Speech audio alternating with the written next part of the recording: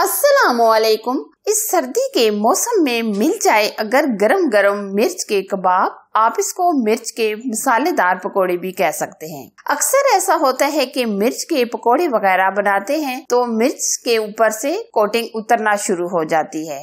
ऐसा क्यों होता है? इसमें हम स्टफिंग जो बना रहे हैं वो बहुत ही खास और टेस्टी बनेगी और मिर्च के अंदर जो हम परफेक्ट स्टफिंग भरेंगे वो भी मैं आपके साथ शेयर करूंगी और मिर्च को फ्राई करने का परफेक्ट तरीका और सही तरीका मैं आपको बताऊंगी। तो आप वीडियो में दिए गए स्टेप को फॉलो करें और रेसिपी को एंड तक देखें। रेसिपी अगर अच्छी लगी तो लाइक शेयर जरूर कीजिएगा। परफेक्ट और सही तरीके से हम आज मिर्च के ये कबाब बनाने वाले हैं। इसके लिए सबसे पहले हमने ये आधा किलो आलू लिए हैं जिसका हमने छिलका उतार लिया है। अब हम आलू की कटिंग करेंगे। आलू को आप रफली इस तरह कटिंग कर लें। हम इसमें आलू की स्टफिंग ऐड कर रहे हैं। आप इसमें वेजिटेबल चिकन वगैरह की स्टफिंग भी भर सकते हैं। आलू को आप किसी भी शेप में इस तरह कटिंग कर लें क्योंकि हमने आलू को बॉईल करना है। ये देखिए हमने आलू सारे कटिंग कर लिए हैं। अब हम बॉईल करने के लिए पतीले में खुला सा पानी डालेंगे और अब हम आलू ऐड करेंगे। आलू डालकर हम इसमें आधा चम्मच नमक ऐड करेंगे ताकि आलूओं के अंदर अच्छा सा टेस्ट आ जाए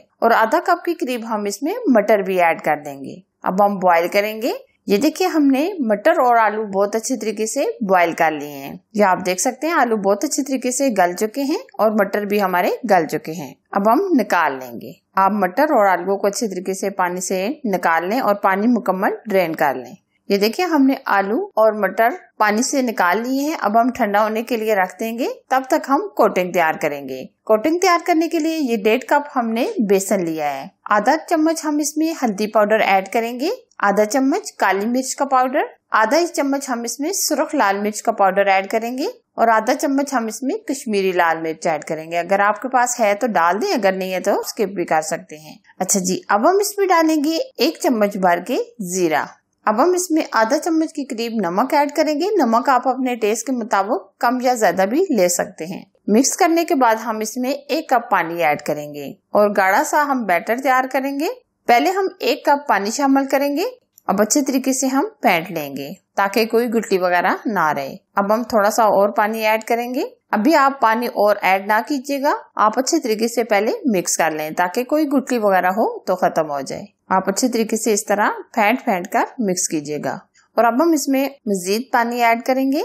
ये टोटल हमने 2 कप पानी लिया था जिसमें से हमने तकरीबन 1.5 कप के करीब पानी ऐड कर दिया है और बाकी का ये पानी बच गया है। ये आप देख सकते हैं बैटर हमारा रेडी हो चुका है। ना हमने बहुत ज्यादा थिक रखा है और ना ज्यादा हमने नरम रखा है। अच्छा जी, अब हम लेंगे हरी मिर्चें। ये हरी मिर्चें हमने बहुत ज्यादा तीखी वाली नहीं ली हैं और ये बड़े साइज की मिर्चें हैं। ये जो होती है ये लंबे वाली मिर्च ये होती है कड़वी, ये हम इस्तेमाल नहीं करेंगे और इस तरह की ये छोटी मिर्च भी हम इस्तेमाल नहीं करेंगे। ये हमने इस तरह की बड़े साइज की ये मिर्च ली है।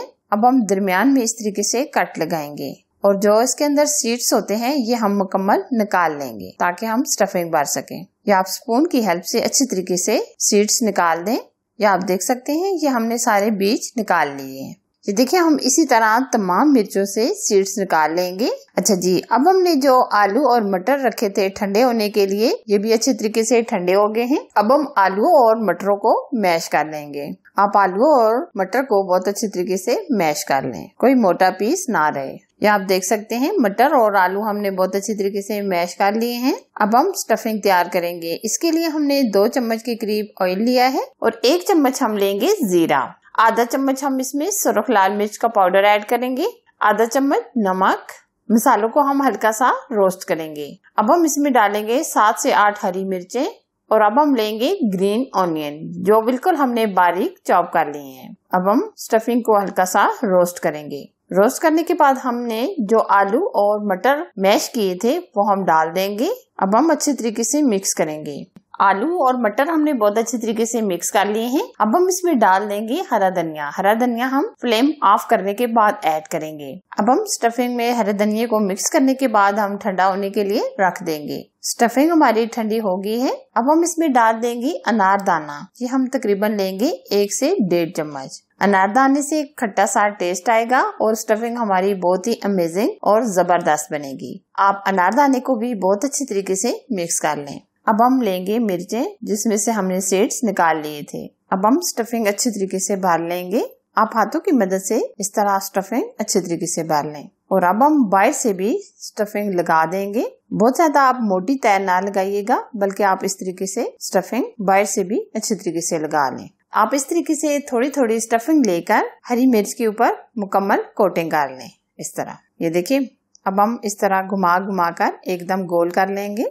ये देखिए एक मिर्च हमारी रेडी हो चुकी है और बाकी की मिर्च भी हम इसी तरह तैयार कर लेंगे। ये देखिए, आप देख सकते हैं हमने ये 2 मिर्च तैयार कर ली हैं और बाकी की ये आप देख सकते हैं सारी मिर्चें हमने बनाकर तैयार कर ली हैं। अब हमने जो कोटिंग यानी बेसन तैयार किया था, अब हम बेसन के अंदर थोड़ा सा हरा धनिया ऐड करेंगे और अच्छी तरह मिक्स कर लेंगे। ये हरा धनिया आप बिल्कुल बारीक चॉप करके ऐड कीजिएगा। अब हम इस तरह एक मिर्च के ऊपर ये स्टफिंग आपको दिखा देते हैं किस तरह करेंगे।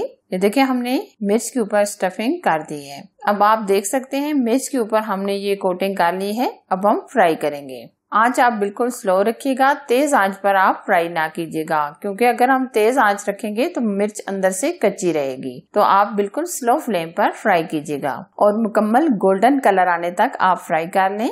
ये देखिए जी, माशाल्लाह जबरदस्त अमेजिंग हमारे मिर्च के कबाब, मसालेदार कबाब तैयार हो चुके हैं। बहुत ही क्रिस्पी और बहुत ही लजीज। आप भी इस रेसिपी को जरूर ट्राई कीजिएगा।